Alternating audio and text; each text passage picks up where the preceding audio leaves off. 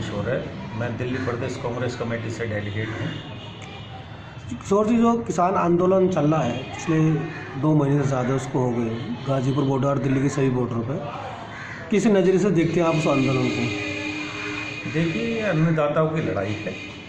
देश के अंदर हमारी कांग्रेस पार्टी ने पहले ही कह दिया था कि ये जो 3 काले कानून हैं इनको सरकार को वापस लेना चाहिए।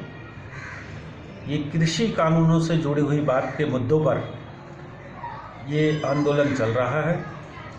जैसे हमारे देश की सरकार ने कहा कि ये कानून बहुत ही लाभदायक हैं, तो मैं कहना चाहता हूँ अगर कोई चीज़ लाभदायक होती है तो उसको किसानों को पता होना चाहिए और वो हित में है। ऐसा होने के बावजूद भी इतना बड़ा आंदोलन चल रहा है देश के अंदर, ये कहाँ से हितकारी हो गया? क्यों? क्योंकि ये आंदोलन जो है, तीनों कानून गलत तरीके से बनाए गए हैं, बंद कमरे में बनाए गए हैं। किसी भी किसान नेता को इसमें शामिल नहीं किया गया है। जिस तरह से 26 जनवरी घटना हुई, उससे लेके जहाँ एक तरफ किसानों की आंदोलन को रोकने की बात की गई, बदनाम करने की बात की, तो क्या वाकई वो किसान लोग थे? आपने भी देखा होगा सोशल मीडिया पे तस्वीरें वायरल हो रही हैं, वो किस पार्टी के कार्यकर्ता थे। कार्यकर्ताओं के बीच में जो है किसानों को बदनाम किया गया है। किसान जो भी उसमें दोषी पाया जाए, हम भी कहना चाहेंगे जो भी दोषी पाया जाए उसको सज़ा मिलनी चाहिए। देश के राष्ट्र ध्वज के साथ देश के लाल किला प्रांगण में जो घटना हुई वो निंदनीय है। उसको देश भी हम नहीं कहेंगे, उस देश एक्सेप्ट नहीं करेगा। जिसने भी वो घटना की है उसको सज़ा मिलनी जरूरी है। जिस तरह से उसके अगले दिन ही सिंधु बॉर्डर और गाजीपुर बॉर्डर पे भी हुआ, सिंधु बॉर्डर पर पथराव और गोलीबारी भी तक हो गई, तो क्या ये किसान हैं या कुछ और लोग हैं? ये आपने देखा होगा, जहाँ पर मीडिया के माध्यम से ही उन लोगों के फ़ोटोज़ भी आ रहे हैं, चेहरे भी सामने आए हैं। जो सामने आ रहा है सरकार उसकी निष्पक्ष जांच करे और जो दोषी है उसको करार पहुँचा के उसको दंडनीय किया जाए। ये उसमें तो 2 पत्रकारों को भी जेल भेजा गया है।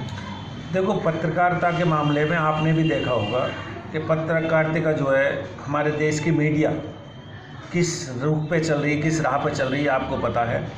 मैं आपके चैनल के माध्यम से यही कहना चाहता हूँ कि पत्रकारिता की जो सच्ची हद है उसको पत्रकारिता दिखानी जरूरी पड़ेगी, क्योंकि देश इस चीज़ को मांग कर रहा है।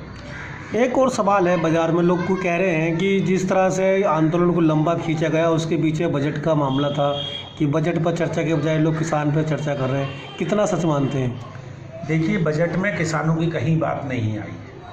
आपने देखा होगा माननीय सीतारमण जी जिन्होंने कल ये बजट पेश किया है, उन्होंने इस चीज़ को साफ किया है। आप पूरा अखबार उठा के देखिए, मैं अभी सुबह से अखबार पढ़ रहा था, उसमें कहीं भी किसानों के मुद्दे पे किसी MSP पे बात नहीं की गई, किसी फसल के बीज पे बात नहीं की गई, ना ही फसल को बोने के बाद या सूखा पड़ने के बाद कोई उस पर खास चर्चा नहीं की। नहीं, मेरा सवाल ये था कि जैसे लोग कह रहे हैं कि इस आंदोलन को लंबा इसलिए खींचा गया है कि बजट पर लोग चर्चा न करके सिर्फ आंदोलन पर चर्चा करें। कितना सच्चाई मानती है इस बात को?